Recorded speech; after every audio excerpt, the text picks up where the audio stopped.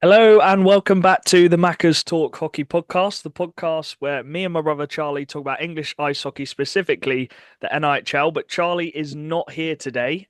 He is actually in Japan. He has landed safely. He is there. He is all right. I think he's asleep right now. I think in Japan it's complete opposites, I think. So he's asleep. So it'll be a bit of a chill episode with me, Dan, and Dad today. You've joined us again, Dad. Charlie will still be talking even if he's asleep, no matter where he is. But yeah, Yeah. Dan, how are you doing? Yeah, I'm doing good, thank you. It's just good that we finally got Charlie off the pod. Um, I knew it wouldn't be long, so yeah, that's good that it's finally out there now. He will be missed. I know a few people have already said yeah. that it's not the same about Charlie. But it's probably one which some fans will be happy he's missing because Malazinski probably had one of the best weekends of his hockey career. Mm. Well, games of his career. He was unbelievable Saturday night, and I don't think Charlie would have been able to stop talking about it. But we will talk about it when we get to the games. Some news before we start, and if I miss any, let me know, lads. Um, Obviously, Davy Phillips got a ban. The Romford Raiders put in one of the reviews, and yeah, Dops decided it was a four-game ban, which is a huge loss for Hull, isn't it, Dan? Mm. Especially, obviously, Barber not coming back at the start of the season, Davy Phillips getting even more responsibility, and then just before the weekend of their double-header against the league champions Leeds, he gets that four-game ban, misses both of them. And then Cohen Taylor got a little ban as well for one game, Mm. along with Joe Tomlin on that Sunday. So it sounded like it was a bit of a feisty one between Hull and Romford, which is what we expected. Yeah, it was quite lucky that they managed to get Hodgkinson back Yeah, yeah, for a few games. Obviously, to sort of it was going to be hard anyway to sort of get those Mm. lines like going good with obviously having no Phillips, but having Hodgkinson there, he's obviously a guy that's been in the league before. He sort mm, of knows what he's coming into, so you can have that bit of responsibility on him. And obviously we were talking about it yesterday, but their lines that they were using in D weren't too bad in the end. no, they There jumbled was them up a bit. there was a Mm. few players that were playing up a line, but I think I think in that whole team, I think players do like if they get the opportunity, they just got to go for it, and Mm. they just got to prove that they can do it at, like in a higher line as well. So I think Yeah, it's really good for Matty as well that he knows now that these guys can do it, and obviously if needed again. yeah, Dad. Um, Obviously, David Phillips is a huge loss for them. Yeah, He has been throwing his body around. Obviously, coming from the elite league, you get away with a bit more. It's a bit yeah, more of a heavy yeah, hitting league. He'd made a yeah, few big hits already in games we've seen. He made one, obviously, in Romford, Dan, which you saw. yeah. And not to say it was coming, but if he kept on doing those hits, it was going to eventually probably turn into a ban in our league because we've seen it happen way too much before. And we haven't seen the hit, but Dops have been quite good this season. So I can imagine it was quite a big one on Leisham, who's not one of the tallest guys either. Yeah, I think the bit that has been really positive is I think we've got the docs reports out really quick, timely. That was one thing that was mentioned. Consistency throughout the season. So Yeah. and they're being publicised for all to see very very quickly. So I think that's a real positive for the league. But yeah, I think he's come down a league. Yeah, it's going to take a bit of time to acclimatise and hits that he would have been able to make before. Um, yeah, maybe not so much so in this league. But hey, Yeah. get it out of the way early season, and then crack on. See where we go. Yeah. It won't be the Um, last one. It will not be the last one. So no, there'll be plenty more bans this season. yeah, Not just we're not just on about him, just in general. I think yeah, absolutely. it's a shock when players come to our league, Dan, who have been in hard hitting like physical Mm. leagues. And then you come down to this league, and rightly so, I think you do have to be a bit more lenient because it's semi-pro at the end of the day. Like a lot of these people go back to their families and back to their everyday lives. Their life isn't just hockey, so And you their do jobs. have to Yeah, be even more aware, don't you, Dan? Yeah, 100%. And obviously, like we saw it with like an example of Gale. Yeah. Like he come mm. from obviously the youth sports, which is quite a physical league, and you sort of saw what he was like, the way he played and stuff, the way he played in Basingstoke and obviously Swindon, and he played with that little bit of edge on his game. And Mm. I think when players come into this league, if they don't get used to the league, it can Yeah, sort of affect the way they play as well. I don't think we ever saw the best of Gale because of that. I think if Gale was sort of maybe in like the old EPL days or maybe in the Elite League, you might see a bit of a different Gale because Yeah. he is able to play with that edge. yeah, Um, but just going to add with the dops as well. Obviously, you were saying about it coming out so quick. Obviously, that's helpful as well for Matty because he was able to get Yeah. Hodgkinson in. yeah, yeah. Obviously, if he didn't know until like a day before, obviously he would never be able Yeah. to get a guy in like that. So it would have been even more of a disadvantage. Yeah. So that's also a really good thing. Yeah. Yeah, it's been much. I've seen a lot of positive reaction from fans Mm. this season of Yeah. Dobbs so far. So that is much positive news. There was one more bit of news which literally come out today. With the Pitbulls, they did release Gary Simpson. I think it was mutual between them that Mm. Gary Simpson would move on. I actually thought when we watched him, Dan, he was all right. He gave it everything. I think he got a couple points, but he threw his body around. He seemed like he fit in quite well. So don't really know what's happened there, but they didn't have him this weekend on Sunday, and I thought they did a very good job anyway. So yeah, that Mm. was another bit of news. Apart from that, I don't think there's any more, unless I've missed some. If you know any more, please say throughout. But I think that's Mm. everything. There's not as much news as last year, Dan. We used to have literally a 20-minute segment of every podcast with so much news. But this year it's not been too bad. So I'm sure it's going to get worse throughout the season. Should we get into the games then? Because it was a very, very good weekend. Every weekend is producing some very, very good games. And the first game of the weekend was that Leeds versus Hull game. And I think Hull put up a good fight. They normally do quite well against Leeds. Actually, they match up quite well. And it Mm. was a 6-3 win for the Knights in the end. They stay unbeaten at their place.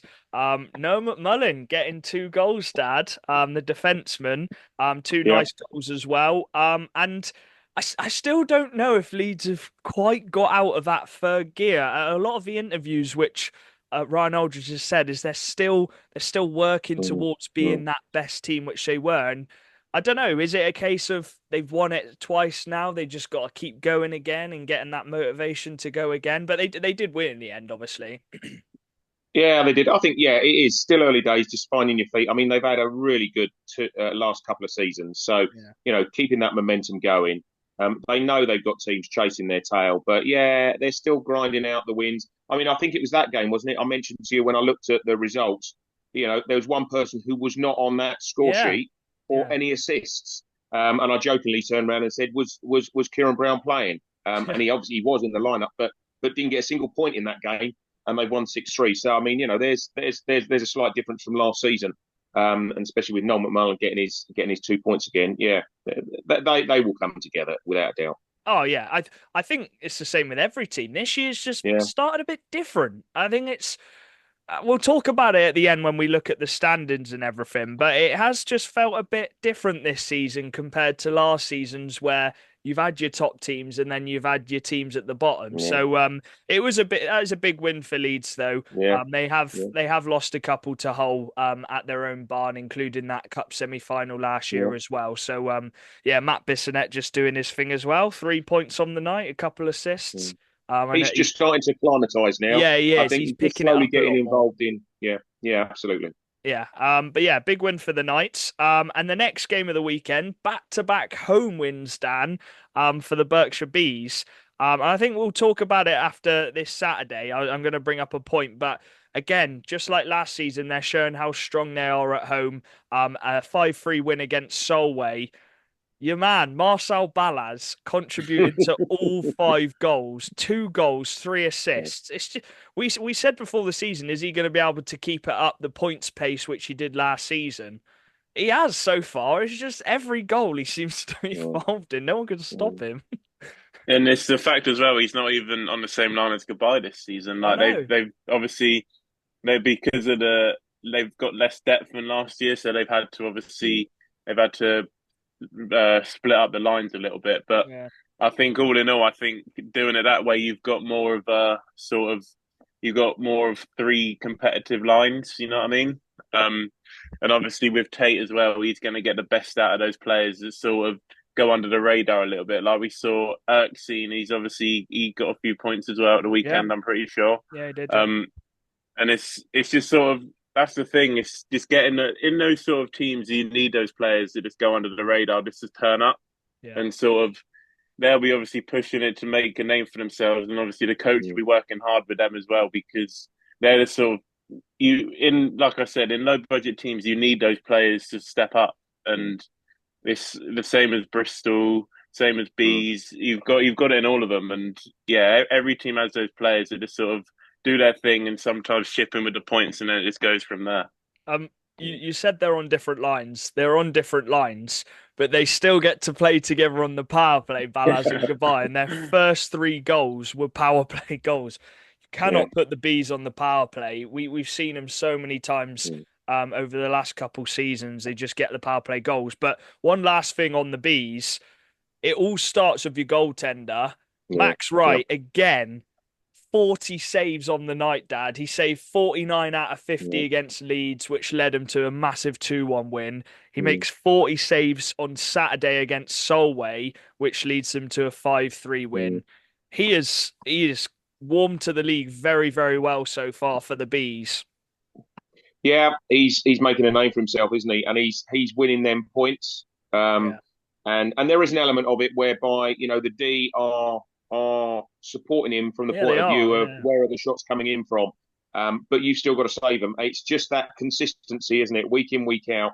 Um, Yeah. 40 shots a game is a big ask, but he's living up to it. We've seen him ourselves, and he's hard to beat. He's on point at the moment, and again, it starts from the back and moves forward. So yeah, good, good for Dan, them. it seems like with Max, we said that he's going to have to get used to playing in Slough, and the D are going to have to get used to or Mm. got to play in front of him to protect him. Do you think a massive reason for that is because they brought in Tate? Like you saw it, like the structure is just a bit better. Yeah, well, I think obviously, like Morris said it before the season, he said when Tate comes in, he said to D to protect the house, like Yeah, just keep everyone out of the house. Obviously, the slot and just defend as a team, and you've got obviously the forwards are going to need to do their defensive responsibilities as well. yeah, And I think the thing is when you are obviously you've got the goaltender behind you, it's going to push the D men even more because like if they're going to be like if they can do their bit, you've got the goaltender behind you that will do their bit as well. yeah, And I think just having those two aspects of the team on the same wavelength, I think is so big. And Mm. I mean, we said it before, the import goaltenders, they can win you games if you give them a Mm. chance. And Mm. obviously, bees are doing that, and it's getting them the results that they need. And obviously, Leeds was a massive, massive win, and Mm. they're just going to carry on going now, and it's going to push them even harder. yeah. They are in a playoff spot at the moment as well. They're slowly going about their business, just picking up the points they need to. Um, On to the game that we watched on Saturday. I know you weren't there, Dad. You've just watched the Mm. highlights. The one game you've missed, and you're on the podcast. But you were there on Sunday with us for Yeah. Bristol MK. But yeah, really big bounce back win for the Cats, wasn't it, Dan? Obviously, getting that tough loss last weekend to Sheffield, where I actually thought we created a lot of chances. We just could not find the back of the net. This week, clinical power plays were huge. Mm. We got to start with Malazinski, obviously having him back in the lineup, missing him the last three games. You have noticed he's gone. As soon as he comes back in, you get your line set again. They did actually put Bricknell with Malas, and it reaped the rewards of them two working together. But it was a game of power plays again. I think it was quite similar to the away game against Peterborough, where I think that was five of the seven goals were power play goals in that one. And then five, six, seven of the 10 goals in this game was power play goals as well. Um, Obviously, we took that 1-0 lead, a power play goal. They got the 5 minute call, and I think that was the turning point, Dan. The Yeah. 5 minute power play, and we made them pay for it. Three goals on a 5 minute. I'm not sure the last time I've seen a team score three goals on that 5 minute because And we didn't Mm. even score for the first half of it. 2.5 minutes into the 5 minute, we hadn't scored on that 5 minute power play, and then we get three straight back to back to back. Yeah, it was obviously it's a game of momentum. Hockey is a game of momentum, and I think once you got that one goal, I think you just obviously push you and just carried on going. And obviously Bricknell scored a very, very nice goal, which also probably pushed the team a bit more. Gave Bricknell that little buzz as well. He definitely had a bit more confidence after that, Yeah. and obviously being on a line with Malazinski as well helped with that. Um, Obviously I'm taking out of Charlie's mouth. But you definitely notice a difference with Malazinski in the lineup. You hate to say it, but he's probably going to be loving that when he listens to it. Um, but having Malazinski there is just you notice when he's not there, you can really see when he's back. Um, Yeah. because the whole team just plays up to his level, and you've got a team playing up to a level like that, you're obviously going to win games. And yeah, he's just so cool on the puck. He's got a good eye for a pass. Obviously, I think he's got like 10 assists now, and one goal or two goals. He's a bit of a playmaker this year, but yeah, he's just a cool and just calm head in the on the team, and yeah, he's really good. Well, he had 11 assists, no goals up until the third period. And I said to Charlie, I messaged Charlie, I went, is he just going to get assists this year? Is he going to put it in the back of the net? And then he gets two goals in the third period. So, Really nice goals as well. yeah, Two they're Yeah, they really were nice very good. nice. goals. That the watching it back, the seventh goal, Britnell did very, very well. He did his little skating, and then laid it off to Malash. Them two were brilliant, and Wells Mm. as well, getting a couple primary assists. Which is what we expect from him. But yeah, very, very happy with the performance. 5 on 5, I think it was fairly even. I think we did edge them. We outshot them again. I think every game bar Romford, I think we've outshot every single team. I could be wrong on that. I'd have to check up. But we're outshooting every single team. It's just about being clinical. And obviously we didn't have Aaron. We hopefully can come back into the team soon. But we've proven that we can win without Tomash against Leeds. We've won without Aaron against Peterborough as well. So we're doing it without some key players as well, Dad. Yeah. Yeah, we were, and I think to be fair, Peterborough were a little under strength as well.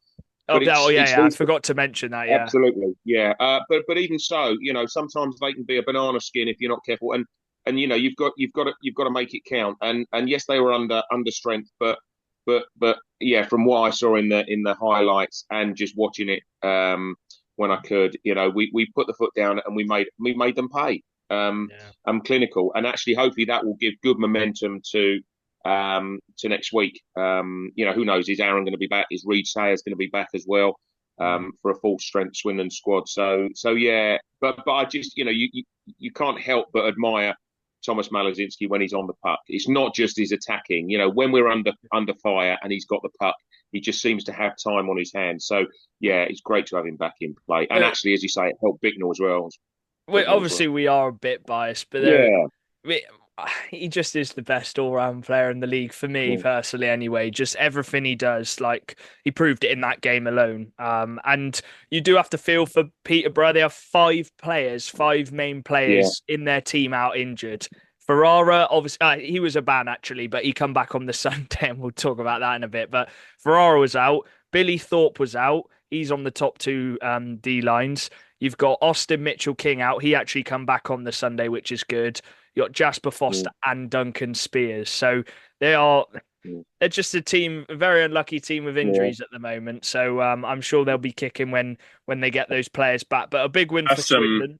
that's also pretty much like a whole top line out as well. Like from those players, that's Mm. literally like a whole top line and like a top four pair D as well. I know. And it's just yeah, it is unfortunate for them, but I'm sure when they come back, when they get all those players back, they're going to be a force again. Yeah. MK Lightning, they maintain their record at Mm. home from last November, from Mm. last season in the league. They beat the Telford Tigers 8-3. We actually spoke to an NK fan on Mm. Sunday, and a couple of them on Twitter as well said it could have been so many more. MK weren't quite clicking as well as they have been. but they still scored 8 goals, and it was Mm. 8 different goal scorers, Dan. 8 different goal scorers. It just shows the depth they've got, the quality they've got. Ben Brown, Callum Field, Rutkiss, McEwen, Mm. Venus Sisters count. Like it's just nuts, isn't it? It is. Yeah, yeah, and obviously it's good that they're obviously rolling those lines as well. Yeah. I mean, Mm. when you've got a depth like that, there's no reason why you shouldn't be rolling those lines because Mm. they can comfortably compete with any line in the league. Yeah. Like their third line could be most teams' second or first line Yeah. as well. So they've got no excuse for that. But I think also on the other hand, having a team with that much quality is also a really big factor that you've got all those different goal scorers as well. It's really good that they're sort of all sharing out the goals, and it's not just coming from one guy or two guys. Yeah. Mm. Telford, okay, it's just a tough weekend for them, innit? Mm. Double away games against MK and Peterborough. Looking at the team stats, actually, I thought there'd be a lot more shots, 35-30. So yeah, MK comfortably winning in the end, in the third Mm. period, scoring 3 goals to wrap it up. It's just tough for Telford at the moment. They're just going through one of them stages, aren't they, Dad? Not quite clicking at the moment. Obviously, it's a very big ask to win away in MK, but Mm.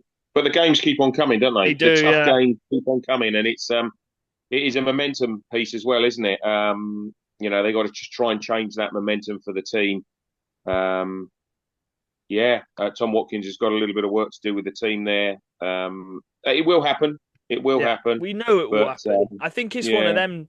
It's one of them, Dan, where we've seen it before, where they have gone on mm, a couple games or a few games where they're just not quite clicking, and then suddenly it normally is around the playoff time.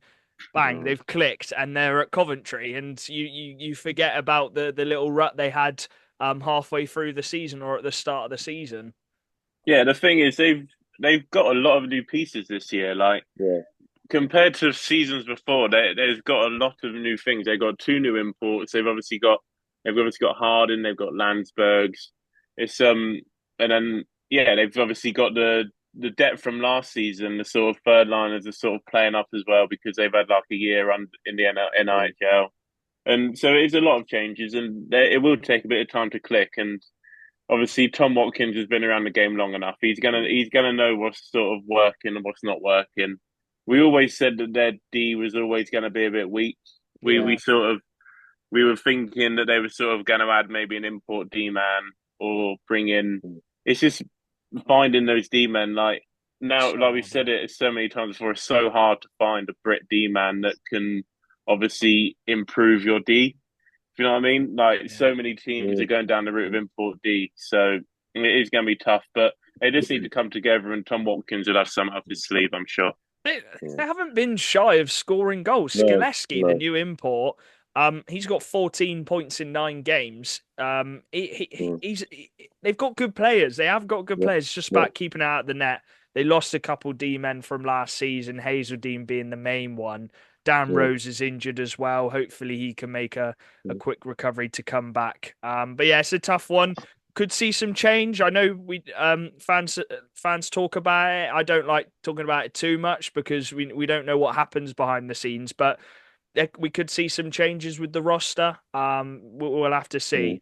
The final game on Saturday. What a game for the Romford Raiders. I know their home form's been fantastic. Mm. Away in Sheffield, and they beat them 4-3, Dad. Ethan Mm. James, right? He had 56 shots on him. He saved 53 shots on the night. We know when Ethan James is on it, he's had it so many times against Swindon. When he Mm. is on Mm. it is so hard to get past him. And it sounds like Saturday, Sheffield just couldn't get past him. Well, you mentioned Wright, haven't you? Already, Yeah. we've mentioned Wright, and just he's a keeper, a netminder who's won points. Ethan James has done the same. Mm. Um, he's done the same for Romford. You've got to grind it out, and they've done it. I mean, it does also show that Sheffield have got firepower to have Yeah. 50 shots on there or 50 whatever it was. They're a force to be reckoned with as well with the amount of shots, and when you've got a keeper on point. fair play. So yeah, thumbs up to Raiders on that one. Yeah, that's And an incredible weekend. depth scoring as well, Dan. Yeah, yeah, Jacob Ranson, Brandon yeah. Ailiff, Nixon, and Wilson. Wow, that is depth scoring, isn't it? I mean, we know what Ranson and Ailiff are like. They're just like little terriers around the ice. They Yeah. don't stop skating. I'm sure Ailiff scored a breakaway because he loves them. But yeah, again, like I said, it's good having these depthy guys Mm, scoring because if you can get all lines clicking, get all lines scoring, the amount of confidence the team will grow, mm, and also obviously it's so helpful having those depth scoring. Is such a big thing for a team, and going on the road as well. You need mm, that depth, and obviously going to Sheffield is never an easy place to go because of the ice pad and stuff. But mm, again, mm. like we said with Romford, they can do it at home, but even when they're away, they still get their momentum throughout the team. Yeah. And I'm sure once they got a few goals, they were going into cruise control at some points and just they were just stopping. And obviously, when you got a hot goalie as well, like you're going to do Yeah, well. And mm, it's just a matter of just letting them see the shots more than yeah, sort of yeah. defending. As long as you let him see those shots, don't screen him, get the people out the crease, you're going to be fine. And they obviously were. Yeah, with the big rink as well, big ice Yeah, pad, he probably could see a bit more where it's as it's quite tight in other rinks. So it's a mm, massive win yeah, for Raiders. And they are shocking a lot of people. Like yeah. I don't think many people saw them joint top at 10 games into the season. So fair play to him and yeah, fair play. The game we were at then was the first game of the Sunday, and it's probably the best game I've seen this season. And that's including Swindon games, so I'm not just biased. Mm, But the Bristol Pitbulls and the MK Lightning. What a game. Again, I don't think people saw this one coming, Dad. no, MK coming into this game, I know they had Dylan Lawrence out, which mm, is a miss for MK, but they've got mm, plenty of depth to cover that. And Bristol, for the whole 60 minutes, went toe to toe with the Milton Keynes Lightning. They got that early penalty shot, which Reece Cochran put away. A bit of a yeah. mistake from Spadafor on the blue line. And Reece Cochran, the D man, I'm not sure what the rule is. I think it is if you're the guy who gets tripped, you have to take the penalty shot because Yeah, I it's don't think Reece Cochran would have been the first choice penalty shootout person, but he put it away, made it 1-0. And after the first period, Dad, it was 3-2 to the Pitbulls, and they deserved that lead after the first period as well, didn't they? Absolutely. And actually, yeah, I have to say it was a cracking game to watch. As a neutral in a sense, but you couldn't help but cheer on the underdogs because you Yeah, just honestly I went into the game thinking I think Milton Keynes are going to do this and they're going to be there's going to be quite a big margin. That was yeah, my thought going in. yeah. I think it But was a you know lot of what? The team people's. came together, Bristol. Yeah, absolutely. And actually in that first period, how many opportunities did Bristol have in the slot? In Yeah, that slot, they had 3 or 4 opportunities in that first period. Um, and Headley got the better of them in those. But to come away 3-2, phenomenal. And Harewood was an absolute blinder in that first period. Was and you got to the I got to the point where I was watching it thinking MK are attacking and they've got phenomenal attacking force. We've just yeah, spoken about the depth, but I was still thinking in the back of my mind, you lose the puck, yeah, Bristol were on it and yeah, they were racing down that pad and. Harewood, his team playing yesterday was yeah. incredible, and Oh, I thought he was a force to be reckoned with yesterday. yeah, he a lot of times we see Harewood try and do it on his own because Yeah, yeah, sometimes the players aren't quite on his level. But last night, Dan, the yeah. playmaking was actually the standout. He got 2 assists for Ewan Hill and Cam Hamill, and Mm, oh, some of the dangles. He's probably one of the most entertaining players to watch. He gets you off your feet. He is so good with the puck. The amount of times he took it past those Milton Keynes steammen, and it was one of them, Dan, where MK would dominate in the zones, but you always, as Dad said, you always in the back of your head knew Price, he is very quick. Harewood's very quick. Hill, mm, he can break away. Hamill as okay. well. If MK lost it, they were going to get punished, and that happened. Yeah, I mean, we said it at the game. Like all Bristol have got to do is they just got to weather this storm. Like MK are going to get that zone pressure, and they're going to be passing it around. They pass it around really, really well. Mm, But all Bristol have got to do is just keep it tight. Just don't let any easy shots go through. And obviously, you had Napier. You got to give a shout out to Napier. Napier. Napier had an unreal game. Definitely becoming a big fan of Napier. Oh, Um, but yeah, they just had to weather that storm. Let Napier see the shots because again, he was hot last night. Mm, And mm. once they get that puck, they can catch him on the break. And a lot of the times they were catching the D men and they weren't having time to obviously go into the back skate. So they were like skating away from them and sort of having to look back and Mm, obviously mm, switching stance. And that's what Bristol were doing. They were just going at them. They weren't stopping. And again, they had a bit of momentum from that game. Like they yeah, were pushing themselves on through the momentum. mm, And I don't think at any point of the game it looked like Bristol were out of that game. And yeah, I mm. think they knew that and they were just going for it. And obviously they managed to get when they went down once in the game and they managed to get Yeah, it back and make it a draw. yeah, So yeah. Right. The biggest thing takeaway from that, they didn't crumble. They had the yeah, 3-2 lead. They then yeah, conceded 3 goals. Sorry, 2 goals. They were 4-3 down. They could have yeah, crumbled. Last season, they would yeah. have crumbled and probably lost that game 6 or 7-3. They didn't do that this time. They stuck in Mm, it.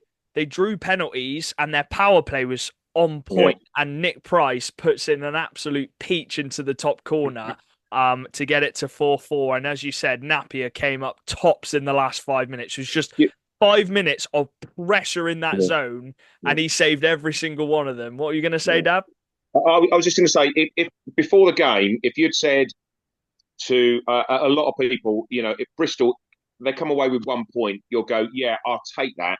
Yeah. But actually, I think Bristol were disappointed Yeah, they with were. 1 point, and I think that's testament to them because I would have gone, yeah, take the 1 point, absolutely. But the way that they played that game, and I think that point you made there was really really crucial. Suddenly, the discipline was tightened up in the game. It Yeah. had to be, and to go 4-3 down, you couldn't help but think, I think MK are going to push on here, and then to come back to bring it back to 4-all was crazy. I mean, they had to put up with MK's breakaways as well, in the Yeah. sense of their cross ice passing. So quick. Was really cool, and they just showed glimmers of brilliance. MK when they were, their link play together. County's goal, for Oh, example, that was. was just immense. The passing and the understanding of where players are going to be was brilliant, and to weather all of that storm and get it to overtime, and then even in overtime, you're just thinking one little breakaway could do it. Yeah. So credit where credit's due to Bristol. Yeah, excellent, One. and credit to MK, to be fair as well. They ground out a Yeah. result. If I have to give one criticism to Bristol, they got to stop giving silly penalties away because they got punished twice. The two silly penalties they give away, which were reactions, discipline reactions, they got punished both times on the power play. So if they take that out of the game, they concede a lot less goals. But And, still, credit to every single one of them. Napier saving yeah, 44 yeah, shots on the night. We yeah, do have to mention it, the penalty shot. yeah, Bristol were winning 1-0 on penalty shots going into the third round or fourth round. yeah, yeah. Harry Gulliver does a through the legs penalty shot. Play the balls on him to do that when you're one penalty down against a goalie who's got one of the best CVs we've seen in this league. Um, Mm, fair play for pulling that off. And I actually yeah. felt a bit bad for Napier. He's lost back-to-back penalty shootouts after saving 4 of the first ones. Actually, I've got another criticism. I have got another criticism. We said it in the car, and I know they probably have a penalty routine. Harewood and Nick Price have got to be taking penalty shots in that. I don't care if you've got if players want to put their hand up and take one, that's fair enough. Bailey Harewood has to take a penalty shot, Dan. He is their most skilled player. He'd be the player I pick to put on a 1v1 in any situation for Bristol, and I was so confused why he didn't take a penalty shot. And I'm happy to have a point towards me if anyone's got one, but he's got to be taking a penalty shot, I think. yeah, I mean, I said it like the only thing I can think of why they didn't is because they would be the guys that MK would have been expecting. Like if they were Yeah, going to look at any of those guys for a penalty shot before the game, they would have been looking at obviously Harewood. or Price Mm, because that team they haven't got the depth, and I think that's the only way I can think is that they'd have thought mm, about it. Is these are the But guys he's that they're that going to be skilled. expecting. He's that skilled. He'd score anyway. So I, Yeah, they might not it have. is mm. strange. It was They really might not weird. have scored, but I was very confused why Yeah, Harewood and yeah, Price didn't take a I penalty, mean, yeah, considering Price has been their best goal scorer the last few games as yeah, well. they should have put Cochrane out there because obviously you'd already Yeah, scored one he's in the got game, them all. so just Yeah. put yeah, Cochrane there. yeah, Why yeah, wasn't Cochrane taking a penalty yeah, shot? yeah, But you do have to feel for him. Back-to-back penalty shootout losses in back-to-back games. But I said this in the car, if you look at it like this, they've taken 2 points off yeah, Peterborough and MK, put them yeah, together, the one and the one. That makes a win, if you get what I mean. So that is good going for Bristol. And to see some happy Bristol fans after the game, despite losing on penalties, I think is really good because I said before the season I don't want to see any team getting no, smashed. And last season it was tough seeing Bristol getting beat yeah, by a lot last season, but seeing Bristol fans really happy after a game and yeah, happy with the team and the roster and how they were giving it all in the game, I think that yeah, puts a smile on my face, even as a yeah, rival, as a Swindon fan. yeah, yeah.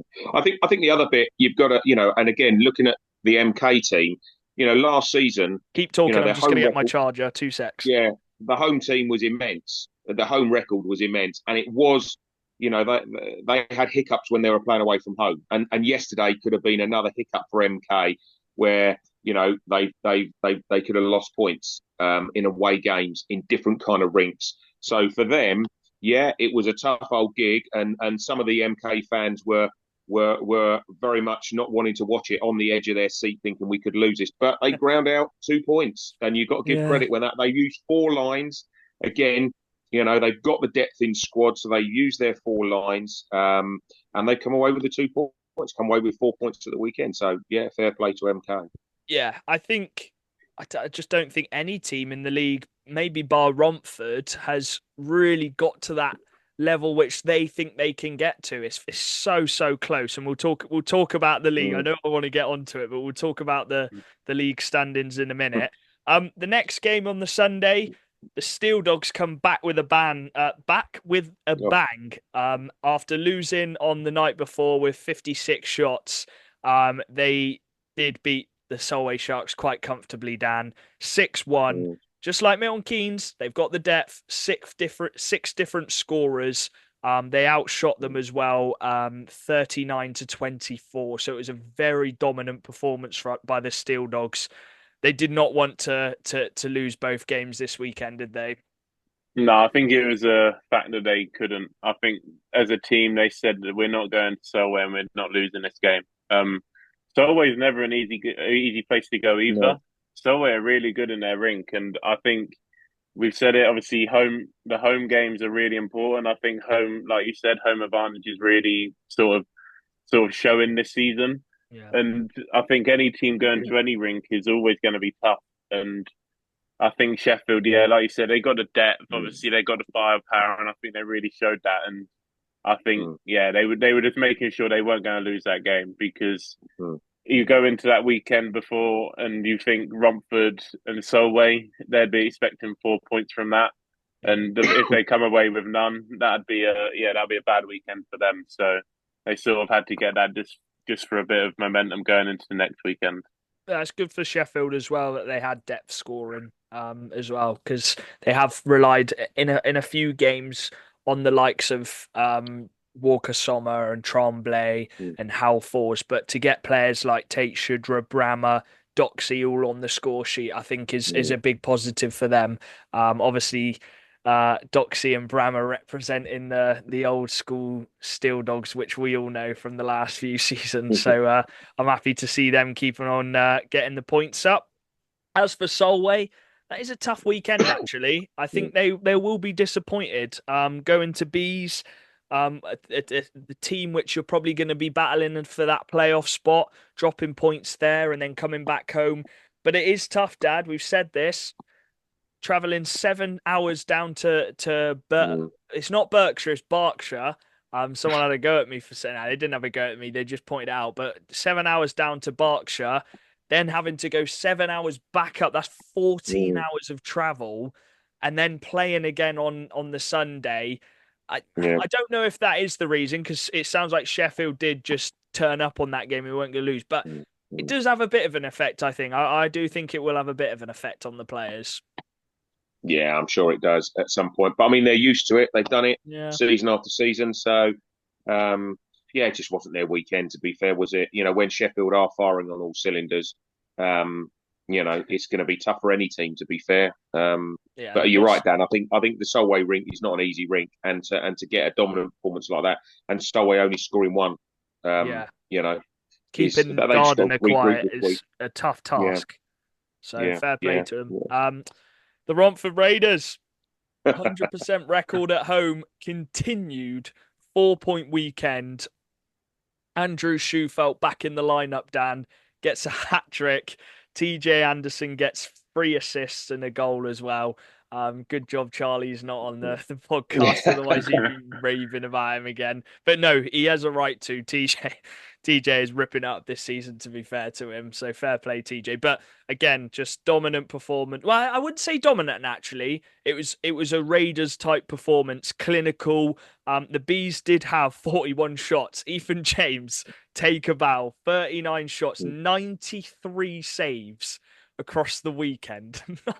93. What a weekend for him. But yeah, 4 point weekend for Romford, joint top of the table, Dan. I know, I know. I think Ethan James is going to have a bit of a tired week this week. I think he can have a lion this morning Yeah. after that weekend. Um, but yeah, like like we always say it every week in that rink, Romford just get that momentum, and you can sort of imagine how the game would have gone without even being there. Yeah. Obviously, it seemed to be quite tight at the start, and then obviously Romford just run away with it because of that momentum, and they just seem to click into that sixth gear, seventh gear, and just sort of just go all out, and they don't really stop. And yeah, I mean, I think I think in that rink now they've got even more momentum because of the teams that they're beating in that rink. Obviously, beating Hull there is really big, and Swindon they're and going into these Peterborough. games now.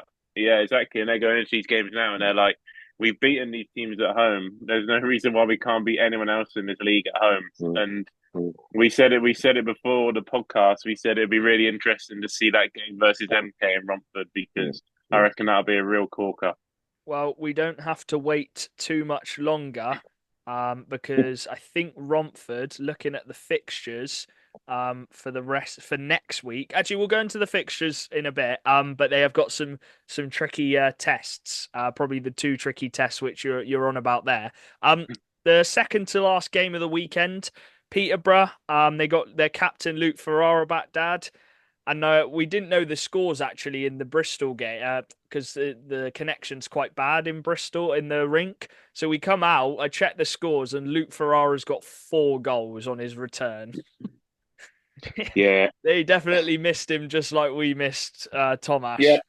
yeah, and that's going to be, that's fairly key, isn't it, for Peterborough? He's come back with a bang, and yeah, he's key, isn't he, to the team? He's Yeah. absolutely key to the team. Five And and points and, out and of a little bit like, 6 goals as yeah, well. absolutely, and the way Malazinski then rejuvenates the team, he's done the same thing for Peterborough, and they Yeah. need it. They just need that. So yeah, Yeah. It is Lackanen as well, Dan. yeah, Primary assists on 3 of the yeah, 4 goals. They are yeah, they are they're like telepathic duo, aren't they? yeah, Like they just know where each other is. And Lackanen, we noticed as well, Lackanen was quite quiet on the Saturday.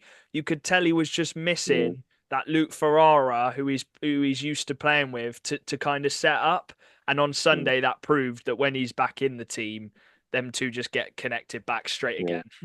Well, it's a big advantage as well that they're going to have that line back of Ferrara, Lackinen, and Huff, the Yeah. line that's been playing unreal Yeah. all season. Obviously, again, I know you've obviously still on Saturday you still had Lackinen and Huff, but I think having the three together just really makes it click. I Yeah. think obviously Salem had a really good Yeah. game on Saturday. We've got to say that. Yeah, he got 2 goals, yeah. But Salem obviously he's coming in filling in for that Ferrara spot. I think he's done a really good job. But we know the quality of Ferrara and we know what he can bring to the table. So it's really hard to match sort of a guy like Ferrara. And yeah, that's a big advantage. Obviously, it's going to be even more dangerous when they do manage to get those injured players back Yeah. because they're going to be able to have that line firing and they're going to have a really good second line as Second well. line. So that top six will be really strong and they'll be looking to obviously they're sort of going to try and make the games that they've obviously lost because of having injuries sort of turn them around when they get all the injuries back and sort of make it so it didn't really happen. Yeah. Again, we mentioned it before about Telford, a tough one again. And it doesn't get any easier for them next week with Swindon and Hull. So the games just keep coming thick and fast, like you said, Mm, Dad. You just got to reset and try and go again, and they will pick up some wins. We know they mm, will. So yeah, tough one for Telford again on the road. But the final game of the weekend was the return battle between them, and the mm, points were shared, the whole Seahawks. And I actually think this was a bit of a shock because I still think Leeds are favourites in this one. I know it's an away game without Davy Phillips in the team, mm, but the whole Seahawks keep the Knights to just one goal and beat them 2-1 with Lee Bonner getting both of the goals. He's really stepped it up massively this season, Dad. mm. He is getting relied on a lot more and he's picking up a lot more big points and goals. But again, that's a big win for Hull. A win without Davy Phillips. It keeps them on pace with everyone at the top as well. Yeah, that's really key. I thought again going into that home fixture, I thought Leeds would sneak it. Yeah, But yeah, they've done well, Hull. They needed it as well. I think a 0 points weekend would have been not great for them at all. So against yeah, one of fair play. it would have been against one of the Well, teams who you yeah, imagine's at the top. So it's good yeah, they haven't let Leeds get yeah, too ahead of them. yeah, yeah. And I think again we've come onto the league, but it just keeps it really tight, doesn't it? Yeah, Keeps it really tight. We say this all the time. Most teams can beat most teams in yeah. this league, and we're seeing it already, or taking them really close. So yeah, that's a good psychological win for Hull, having been Yeah, beaten by Leeds I think one of at the home. things before the season, Dan, we talked about was the defense of Hull. We know they've got the forward Mm, core to go and win any trophy. Like they have. It was the defense losing mm, Barmer, not being able to really replace Barmer. You can't replace Barmer. He was one of the best D we've seen in the National League.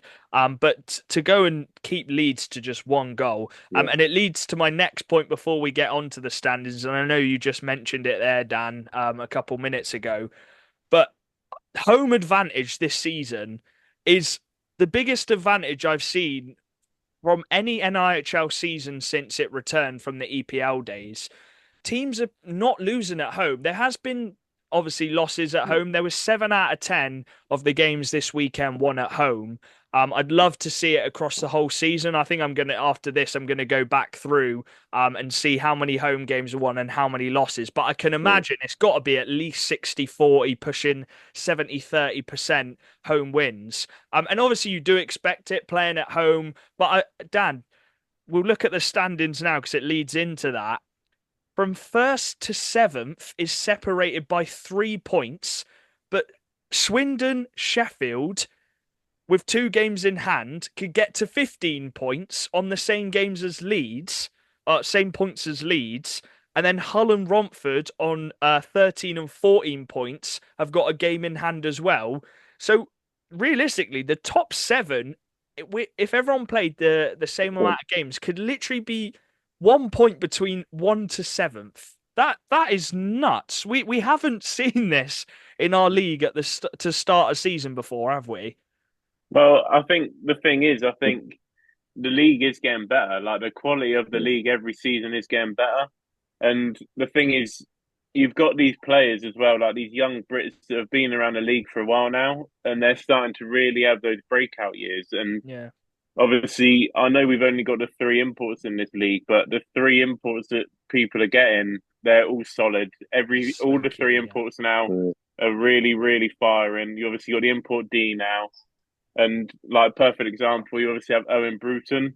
He's been around the league now for a few seasons, 3, 4 seasons. Obviously, yeah, up and down, up and down. But this season, he's really shown what he can do. And mm, yeah, it's just every team is going to be getting better because of those youngsters as well. They're sort of starting to come into their own. You've got people like Tate Shudra as well coming up, Josh Mm. Shaw.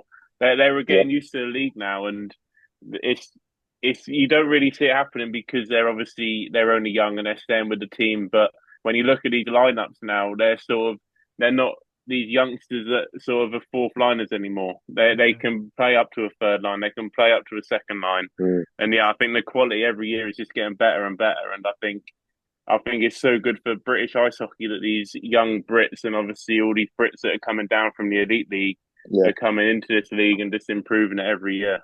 And if we're looking at the cup standings, which doesn't mean too much right now because there's some teams who played 3 games, there's some teams who played 6.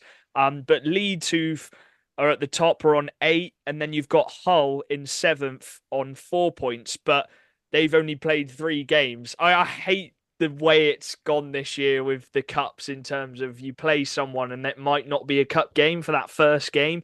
I get it because you've got to schedule it so the first 10 games you get 5 home, 5 away, and that might not be mm. the first meeting. But it's very frustrating for Swindon because the 3 games we've lost have all been cup games, whereas it seems every other team, the ones they've lost, haven't been a cup game. So the fight for the top 4 in the cup is gonna be it's going to go right down to that final game, I think. And the way it's going, I think it could go down to a weekend where only you're looking at whether just one team needs to do it. I'm not sure how long it goes on for, but yeah, the cup race is looking very nuts as well. And then the playoff battle is still wide open.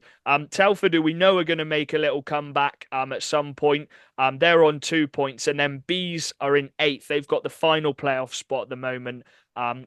With 7 points. So that's only 5 points. And Mm. and bees have played a game more. So the playoff spot battle is going to be just as good, I think, as the league battle as well. So we love the National League, and this is why. And I think as a neutral, well, not everyone's. I think everyone's got a team who listens really, but Mm. if you were a neutral fan, this would be the perfect league, I think, currently to watch. And that's why we all love it. Have we got anything else to add to it? Because I know we've talked a lot about the games, a lot about the league, and how it is the best league. I think you said it. I think it's a really exciting league. I think Christmas is going to be fantastic. The games over the Christmas period when it is so tight at the moment, um, it's going to be a really exciting time. Yeah, Um, but because there's a I think lot you're of right. games around Christmas Yeah, as well. there's a lot of games around Christmas. It's nice to have games in hand, but actually, you look at next week. I think is it, Bristol are making up some games. They got Yeah, 3 games on the trot, haven't they? So you might have games in hand, but you may end up having a Friday, Saturday, Sunday push for games, and that's not easy. That is not easy. So yeah, it is really exciting. I think what it does do, I think it's going to entice more players to come along to the league, whether they come down from hopefully, the yeah. elite league or move across from the elite league rather. And other imports, with the imports we've got, we're going to get the reputation is going to grow. I think it's just going to get more and more exciting. Um, Yeah. so yeah, fair play. Um, Looking at next week, I forgot to mention it actually. MK are playing Bristol on the Friday. Tempting for me. I know you might not be able to go, Dan, because of work. But Bristol MK on the Friday and Milton Keynes. I'm tempted because I do have the Friday evenings free, so I might go down to Milton Keynes. We'll have to see how motivated I am to go. And then on the Saturday, this is what I was talking about, Dan. Romford's probably biggest test. I don't think they beat Leeds last season. They've got Leeds at home on the Saturday. That will be the test, won't it? And they might lose. They might lose the game, which I do expect Leeds to beat them. I do. But again, it wouldn't surprise me if Romford can No. win that because they have been so good at home. So I think that is the biggest test for them, Dan, this season, hands down. Yeah, yeah, I think that'd be really interesting actually because we've said it. Leeds haven't been the normal Mm. Leeds that they are this season. I think there are a few sort of holes in that team. I think I don't know if it's just a Mm. lot of teams are finding them or it's just sort of I don't know they're just going about things differently. I don't know. It's hard to tell, but yeah, like you said, it wouldn't surprise me if Romford got that win because at home they have been unstoppable at the minute, literally. So I think yeah, that'll be a really good game. Maybe it is.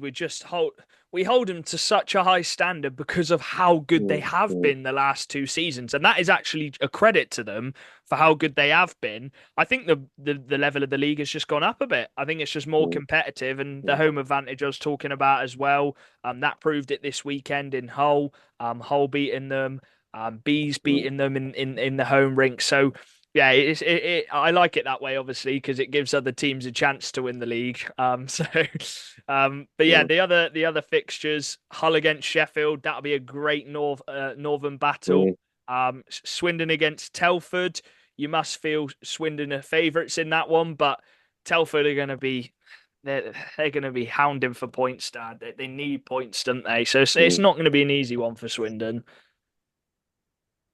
I think if a team goes in thinking they're going to win, and I don't mean that in a Yeah, I know what you mean. of course teams are going to go in to win, but I think if there's a little bit of complacency, just a little bit of Hmm. complacency, and things just don't quite go your way.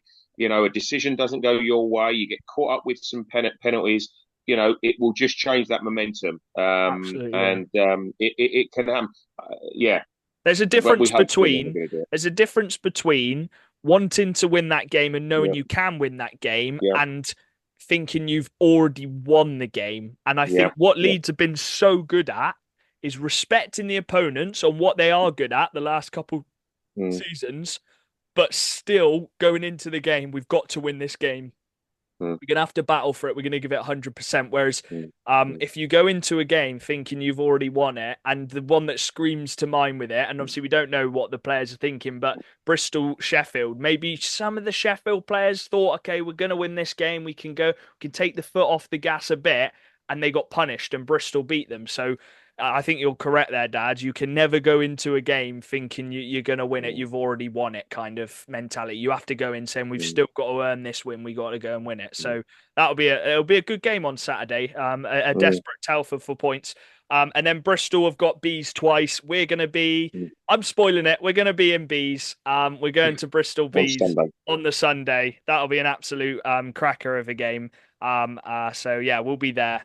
And another game which I think will be quite good is Peterborough Romford. I think that'll be a very interesting battle as well. Both teams around the similar spot as well. So yeah, that'll be a lot of good games. Every week there's good games. But yeah, I think I'm waffling now. So we hope you've enjoyed this episode. I Mm, don't know if Charlie will be back on next week. I don't think so because of the time difference. So some MK fans are probably fist bumping, knowing that Charlie's not back on the pod next week. But no, he's. I'm joking. He's all just jokes with MK. He knows how to wind up, doesn't he? But yeah, we hope you've enjoyed this episode. yeah. If you see us at the games, make sure to say hello, have a chat about hockey, and we'll see you in the next one. Peace. Cheers.